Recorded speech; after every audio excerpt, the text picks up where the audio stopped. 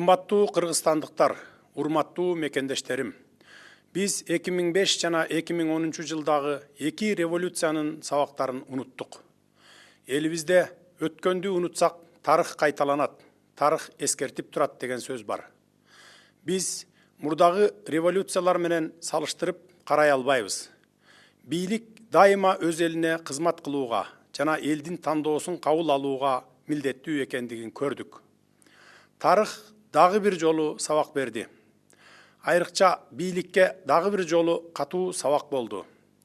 Өткөн жума ичиндеги күндөрүбүз биздин эркиндигибиздин, биздин демократиябыздын, биздин көп улуттуу ынтымагыбыздын жана Кыргызстандын жалпы элинин биримдиги сыналды. 2020 жылдын 4 октябрында тарыхый шайлоо өткөрүлүшү керек эле. Эл жөн эле жогорку кеңешти шайлаган жок. Эл келечекке тандоо жасады. Эл жаңыланууну тандады. Эл акыйкаттыкты тандады. Тилекке каршы элдин үнү бийликке жетпес болду. 4 октябрда элдин тилеги, жаштарыбыздын үмүтү уурдалды. Жана ал масштабтуу саясий кризистин башталышына түрткү болду. Бүгүн жалпы Кыргызстандын эли жөнүндө өзгөчө сөз айткым келет. 2020 жылдын күзү жаңы тарыхты, улуттук аң сезимдин жаңыланган барактарын ачты. Ар түрдүү курактагы, ар башка улуттагы, ар түрдүү саясий көз караштагы адамдар мыйзамсыздыкка каршы, добуштарды сатып алууга, фальсификациялоого жана административдик ресурстарга каршы көтөрүлдү. Айрыкча Кыргызстан эли бир муштумдай биримдигин көрсөттү. Баарыбыз ушул күнү кыргызстандык болдук. Бирдиктүү, көп улуттуу бир эл болдук. Мындан ары да дал ушундай болот. Трайбализмди жок кылабыз. Кыргыз эли менен бир катарда туруп, канатташ жашаган бардык улуттардын өкүлдөрү катышты. Бул жеңиш жалпы Кыргызстандын элинин жеңиши болду. Жалпы Кыргызстан элинин ынтымагынын жеңиши. Эл биримдиги сакталып калды. Мамлекеттин талкаланышына, бөлүнүп жарылуусуна жол берилген жок. Кан төгүлгөн жок. Талап тоноочулук болгон жок. Мамлекеттин бүтүндүгү сакталды. Тез аранын ичинде укуктук талаага кирдик. Бул күндөрү Кыргызстан элинин, жаштардын интеллекти өскөндүгү, саясий көз карашы турукташкандыгы далилденди. Жалпы эл ийгиликке жетти. Кыргызстанда бийлик тынчтык жол менен өткөрүлүп жатат. Баарыбызды жеңишибиз менен чын дилимден куттуктаймын. Мен саясатчыларга жана саясий партияларга кайрылам. Бүгүн биз өлкөнү түндүк түштүк, уру-уру, айыл-айыл, же тууган туушкан деп бөлбөй жашайлы. Биз бирдиктүү жана көп улуттуу элбиз. Биз кыргызстандыкпыз. Биздин саясий көз караштарыбыз ар башка, бирок көздөгөн түпкү максатыбыз бирөө гана. Ал мекенибиздин, Кыргызстаныбыздын жаркын келечегин камсыз кылуу. 5 октябрда эл өз сөзүн айтты. Урматтуу мекендештер, менин башкы максатым өлкөдө адилеттүүлүктү орнотуу, коррупция менен реалдуу күрөшүү, мындан ары коррупция менен күрөшүү саясий оппоненттердин көзүн тазалоонун инструменти болуудан калат. Саясий куугунтук дегенди менден ашык жон тери менен сезген саясатчы жоктур. Азыр да көпчүлүк саясатчылар саясий мотивдер менен соттолгон. Бирок бүгүн аларга өздөрүн күнөөсүз экендигин ачык процесстерде далилдей турган мүмкүнчүлүктөр түзүлдү. Анткени сотторго жана прокурорлорго эч ким кысым көрсөтпөйт. Мунун баары адилеттүү, акыйкат, жаңы сот өндүрүшүнүн башталышы болуп калат. Дал ушул күндөр соттук өзүм билемдикке жана мыйзамсыздыкка чекит коет. Албетте, эгерде кимдир бирөө, кандай гана саясий фигура болбосун, коррупцияга аралашса, мыйзам чегинде жоопко тартылат. Бирок бизге баарыңыздар бул күрөштө жардам беришиңиздер керек. Сот реформалар мындан ары президенттик аппарат тарабынан эмес, коомчулуктун көзөмөлүндө жүргүзүлөт. Баарынан мурда биз $700 миллион Кыргызстандан чыгарып кетүү боюнча шектелген Матраимов жана башка схемалуу коррупцияларды түзүп, элдин рызкысына кол салган бардык тармактардагы коррупционерлерди катаал жазалар менен жоопко тартабыз. укук коргоо органдарына тийиштүү тапшырмалар берилди. Жакынкы убактарда биз ишибиздин жыйынтыгын көрсөтөбүз. Ошол эле мезгилде коррупция менен күрөшүү бул түрмөлөрдү толтуруу эмес. Бул укук коргоо органдарына бардык укуктарды берүү эмес. Коррупция менен күрөшүү бул жөнөкөй, түшүнүктүү жана аткарылуучу мыйзамдар. Ал баарына бирдей иштейт.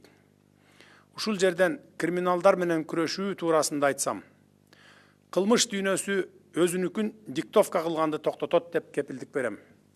Буга чейин айрым аймактарда бизнес ошол жерде иштеш үчүн криминалдын уруксаты керек болчу. Бул мезгил артта калды. Ишкерлер менен инвесторлорго өзгөчө шарттар түзүлөт. Урматтуу мекендештер, өз сөзүмдө жаштар туурасында айтсам, жаштар үчүн тарыхтын жаңы барактары жазылып баштайт. Жаштар өлкөбүздөгү мамлекеттик саясаттын жигердүү жол баштоочуларынан болот. Дал ушул силер, жаштар, жашыңарга, улутуңарга карабастан, 5-октябрда Ала Тоо аянтында өлкө келечеги үчүн башыңарды сайып бир катарга турдуңар. Биз ушул күндөрү мыйзамсыздык менен күрөшүп курман болгон 19 жаштагы Баткендин Баатыр кулунун терең кайгыруу менен эскеребиз. Жакынкы жылдары өлкөбүздүн саясатын аныктай турган силер болосуңар, жаштар. Биз силер менен биргеликте кадр саясатын өзгөртөбүз. Өзгөртүп баштадык. Дал ошол үчүн биз парламентке ар түрдүү саясий күчтөрдүн киришине бирдей шарттарды түзөбүз. Бирок жаштар, улуттук жана гендерлик квоталар сөзсүз аныкталат. Жаштар саясий аренада өздөрүнүн атаандаштыкка жөндөмдүү экенин көрсөтө алышты. Эми алар иштен да өздөрүн көрсөтөт деп ишенемин. Ошондой эле алдыдагы шайлоолордо өздөрүнүн позицияларын эркин коргой алууга толук шарттар түзүлөт. Урматтуу мекендештер, экономика жана реформалар туурасында айтсам, жакынкы айлар биз үчүн жеңил эмес мезгилдерден болот. Биринчи кезекте экономикалык кырдаалды турукташтыруу зарыл. Инвесторлордун ишеничин калыбына келтирүүбүз керек. Ишкерлер үчүн коргоо жана коопсуздук кепилдигин камсыз кылуу милдети турат. Биз реформалар боюнча атайын комиссия түзөбүз. Ал өлкөбүздүн экономикасын башкаруудагы мамилелерди өзгөртөт. Жаңы доор мамлекеттик башкаруу системасында жаңы мамилелерди талап кылууда. Заманбап технологиялар чиновниктердин жана бюрократтардын салмактуу бөлүгүн кыскартууга жол ачууда. Ошондуктан кереги жок мамлекеттик структуралар жакын аралыкта жоюлат. Айрыкча президенттик аппарат жана өкмөттүн аппаратында катуу өзгөрүүлөр, оптималдаштыруулар болот. Кыскартууларды биз өзүбүздөн баштайбыз.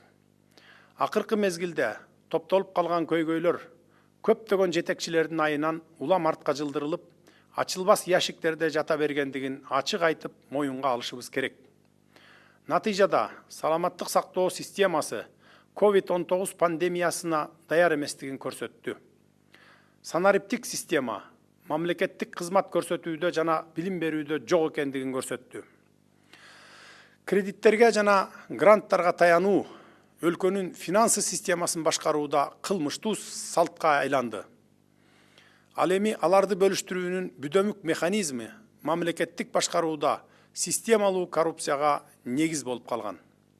Биринчи кезекте пандемия маалында эл жакындарынан айрылып жатканда пайдасы тийбеген кредиттерге ревизия жүргүзөбүз. Мунун баары оюлбай жаткан муздардын чети эле. Жакынкы күндөрү биз чече турган башкы милдеттер. Мамлекеттин тышкы саясаты жаатында мурда кабыл алынган эл аралык милдеттенмелерди аткаруу улантылат. Биз мамлекеттин стратегиялык өнөктөштөрүнүн арасында алган кадыр баркын, беделин туруктуу сактап калуунун жана аны өркүндөтүүнүн үстүндө иштерди жүргүзөбүз. Урматтуу кыргызстандыктар, мен Кыргызстаныма ак ниет кызмат кылууга бардык билимимди, тажрыйбамды, Кыргызстандын өсүп өнүгүшүнө бардык күчүмдү, бүт эркимди жумшаймын. Сиздердин колдоо менен биз ушул кризистен чыгып, өнүгүүгө багыт алабыз. Мен үчүн элдин кызыкчылыгы баарынан бийик турат. Мен силердин уулуңармын. Карапайым үй бүлөдөн чыккан баламын. Биз системаны толугу менен өзгөртөбүз. Ал үчүн мага колдооңор керек болот. Эч качан жалгыз дарак токой болбойт. Дагы бир жолу элиме башымды ийип таазим этемин.